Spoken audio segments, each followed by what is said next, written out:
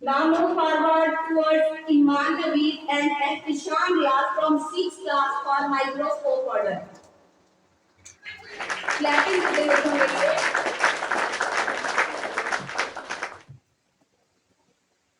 Assalamualaikum. Myself Manvi, owner of the Vijayanagara, student of T7 from class 6.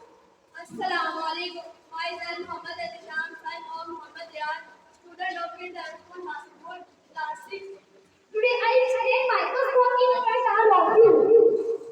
What is microscope? A microscope is an instrument which is used to see a small thing that cannot be seen with the naked eye. Parts of microscope. First part microscopic eyes, second part tube, third part microscopic arm, fourth part slide, fifth part stage, and ending part microscopic base. How to microscope work? A simple light microscope manipulates how light enters the eye using a convex lens, where both sides of the lens are turned outward.